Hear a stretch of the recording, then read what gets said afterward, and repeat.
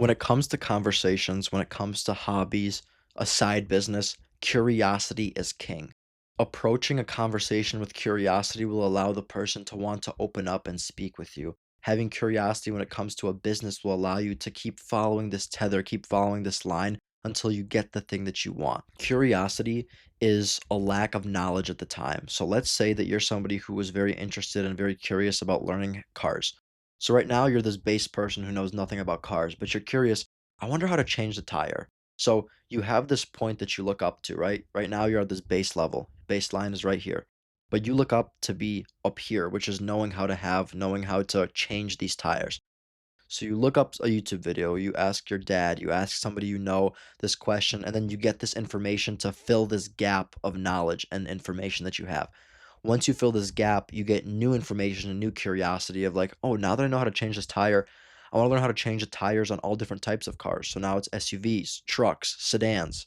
The curiosity is the thing that makes you act. It's the thing in the back of your head that you think, man, I've wanted to start this business for so long, but I never really did it. The hardest part about your curiosity is taking the action on it, but I guarantee you once you take the action, you're going to just be rolling through it because it's going to be easy for you. If you're curious about something, Doug Hardman and I, last episode, episode 120, we talked about this exact premise of curiosity. If you follow something you're curious about, good things are going to happen. And it doesn't have to be from a monetary standpoint, but now it's like, oh, wait, now you know more information about cars. This is pretty cool.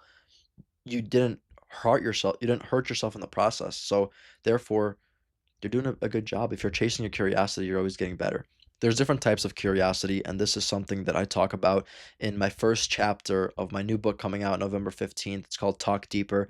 The book is how to turn everyday conversations into life-changing connections. The first chapter you can actually get for free by going to elongelfand.com/book or go down to the description or show notes. It's going to be the first link up there. Curiosity, and I did a lot of researching to write this chapter, so that's why I'm very keen on speaking about it. It's the separation. It's what makes somebody want to have a conversation with you. For me, I have my podcast, so I talk to a lot of people that are way above my skill level. But if somebody that was way below my skill level asked me some questions and they were genuinely curious, it would make me want to open up. Let's say that you talk to somebody you're passionate. We're going to use Michael Jordan as an example. Let's say you're a huge basketball guy, you look up to Michael Jordan, and you get a conversation with him. The chances are you're going to be all jittery. You're going to be so excited. You're so curious about Michael Jordan, and you're going to get to meet him. This is going to be so cool. Maybe you want a picture of him, right? But you're gonna be like, "Oh my god, like, what do I wanna ask Michael Jordan? I've been wanting this is like a once in a lifetime opportunity. This is gonna be so cool." When you go to speak with him, he's gonna see how excited you are, how jittery. He's gonna be like, "Wow, guy, like, don't be nervous." But he is going to be like, "Wow, this guy actually wants to speak with me. This is so cool." So now taking this approach of somebody above you, again, let's say somebody below you, looks up to you as a person and they say, "Hey, Elon, like, I saw you've been doing this podcast. What made you wanna start?" Guys, if somebody asks me about my podcast, here's a tip for you. If you see me in real life, ask me about my podcast because I can talk to you guys about it forever. But nonetheless, you're going to be passionate speaking about it because it's something you're passionate about. And the fact that somebody was humble enough to admit that they don't know what they are talking about and they don't know how to operate this certain thing and you know better than them shows that you're safe to speak. If somebody says, "Hey, I don't know this thing, but you're really good at it. How do you recommend I go about it?" They're telling you unconsciously that they put their ego to the side and they want you to teach them. So you're going to take a responsibility. And since they're curious, you're going to want to teach them. Use this approach in your life. Talk to the person at the coffee shop, talk to the person walking by, talk to everybody because I totally believe that you can learn from anybody and everybody. That's how you turn your connections into lifelong, real, meaningful, raw, authentic connections. Not something that you see on LinkedIn where it's like, let's connect, and then you guys never speak again. Guess what? On LinkedIn, guys, I have 500 plus connections. Oh my God. I don't get a trophy for it. And I will say there's most of the people on there I will never talk to in my life. It's just a number. It doesn't mean anything. Focus on non-observable metrics. You don't want to have 500,000 followers. You want to have 10 people around you that are very keen on helping you, very passionate, very successful. Maybe you do want 500,000 followers, but what are they going to do for you if it doesn't mean anything? If they're just there to get something transactional back from you, if they want to follow back, it's not going to do anything. I used to resell shoes when I was in high school, and one of the things I did is I made an Instagram account, and I was like, you know what? I'm gonna follow all the accounts that I can see dedicated to shoes. So I just searched up like Chicago shoes, found some of these like hype beasts, type people that were reselling their shoes, followed them, went to their following, and followed every single person. I think there was a point in time where I had 2,000 following, and 900 followers. And I was like, "Oh my god, like I'm the man. I got 900 followers." So what did I do? I unfollowed every single one of them. I had a good ratio going. I had 900 followers, maybe like 30 following. But it didn't do anything for me. Like, there was no credibility because guess what? When I upload a post, it got 0 likes, got 3 likes. I remember there was this one time when I had the most followers I ever did with my shoe account. It was around like 950. I remember uploading these shoes that I just got, and I'm like, 950 people are about to see this, and this gonna be awesome. I got 3 likes. I got 3 people liked it because I didn't have a relationship with anybody. But instead of focusing on the 900 people I followed back, if I just reached out to 10 of them and said, "Hey, I'm getting started reselling shoes. I would love if we can hop on a call, or maybe you just text me and just let me know some things I should watch out for." I think it'd be really helpful for me, and maybe you would like to spread the joy as well. Maybe somebody's taking a chance on you, and I would really love the opportunity for you to be able to take a chance on me. Not everybody's gonna say yes, but imagine the people that do are gonna know you now as like, hey, Elon was pretty cool. And then maybe when you upload your shoes on your profile, they're gonna repost it for you, and they're gonna say, "Hey, this guy's just starting out. Like, I'd love to help him out. Somebody should buy the shoes." You never know how people are gonna help you. And I used to have an approach of quantity over quality because it works for my podcast. I reach out to so many different types of people, and I get a small percentage of them that actually want to come on my show. Right? I'm very sad about it. Nobody wants to come on my show. I'm joking, but now it's shifting a little bit. I wonder as far as quality goes, how much better and how much more time efficient it would be if I can just have a quality outreach system where it's not like, "Hey, here's my podcast, blah, whatever," and then I reach out to a bunch of people at the same time. It's more like, hey, Jacob, I know that you're friends with XYZ. I had him on my podcast and he recommended me to you." Right? A lot of the people that actually get on my show are recommended to me. So it's like it works. This is the thing, the quality over quantity. Same thing when you're approaching people, right? From a curiosity standpoint, it's being like, instead of saying, "Hey, what's up? Hey, what's up? Hey, what's up? Hey, what's up? Hello, everybody." In a room, you're like, "Hey, what's up, man? What's your name?" "My name's Elon." "Oh, Michael. Nice to meet you, Michael. I see you have a really nice suit. Like, where'd you get that from? It looks awesome." You have to be real. I want to premise this because this is what my book is about. This is the whole entire point of it. You don't say hi to these people because you just want to be like, "Okay, I want them to like me." You say hi to them because there are 5 people in this room that you can each learn from. I always talk about the fact that I think I can learn from a billionaire. I can talk to a billionaire. I can talk to a homeless person. I use the different extremes of a monetary situation, right? Financially, one of them is the best in the world. The other side, from a financial point, they're not doing the best. They're not doing the best. So I don't mean this in a way that you can't learn things from people that don't have a lot of money. In fact, I've learned. I remember I was talking about this on the show, but last year I was training for my first fight, and when I was having a really hard time mentally, I went to take a walk, and I met this guy who was a bus driver for our local bus system here where I go to university, and I talked to him for probably 30 minutes, and he gave me some amazing pieces of advice.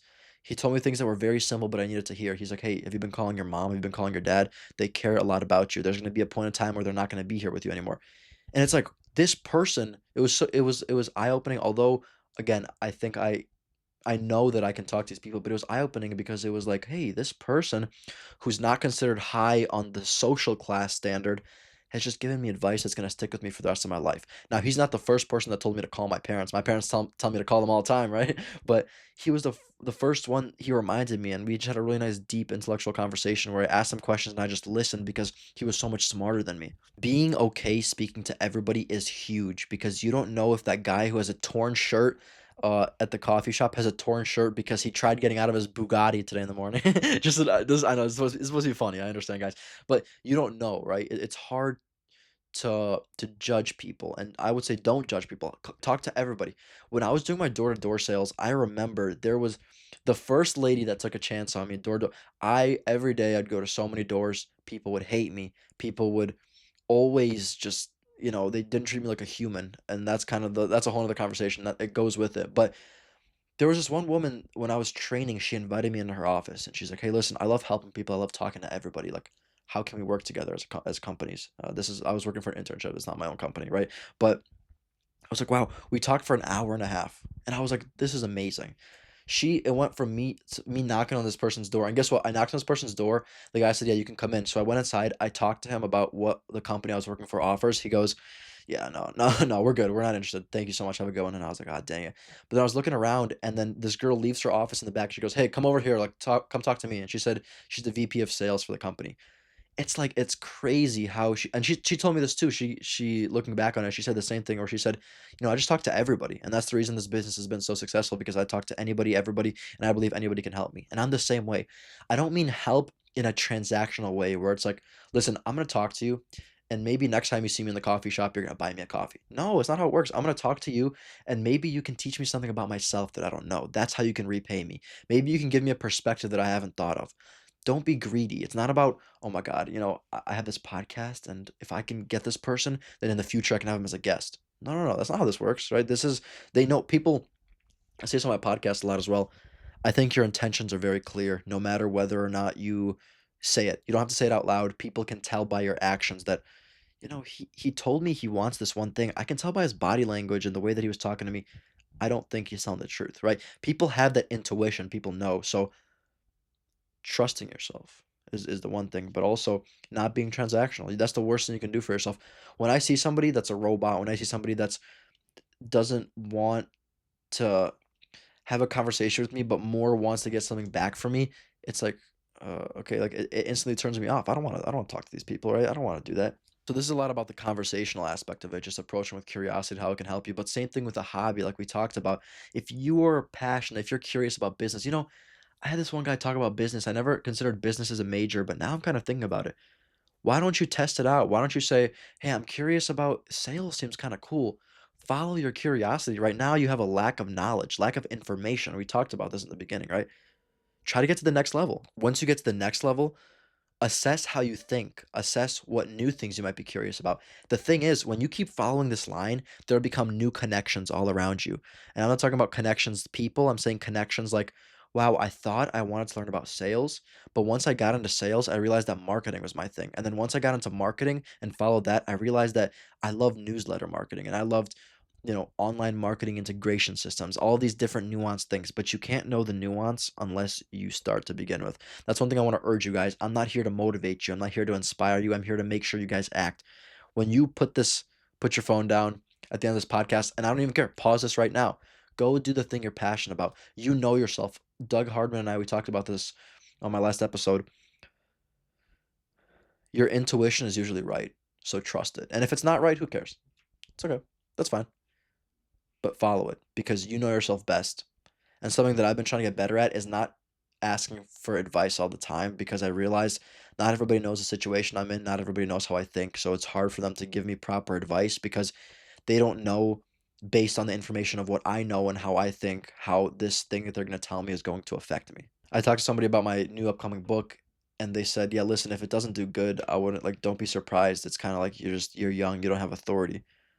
Like, I understand what you're saying. I listened to it. It made me a little bit negative for the day. It was very unfortunate to hear.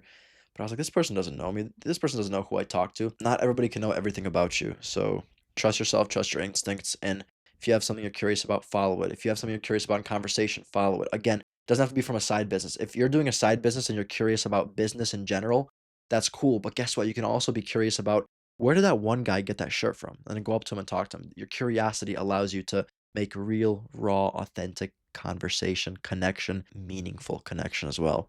Guys, thank you so much for listening. Again, if you want to get the first chapter of my book, please go to elongelfand.com/book. It's going to be linked down in the description. First free chapter, 22 pages, going to cost you nothing. It's going to go right to your email. So, yeah, November 15th, my book launches. I'm excited, and I really hope that this conversation was impactful for you guys to understand curiosity on a different level. Chapter 1 is all about curiosity. So, if you want to read more into it, be my guest. Thank you so much, and I'll see you next Tuesday. Peace.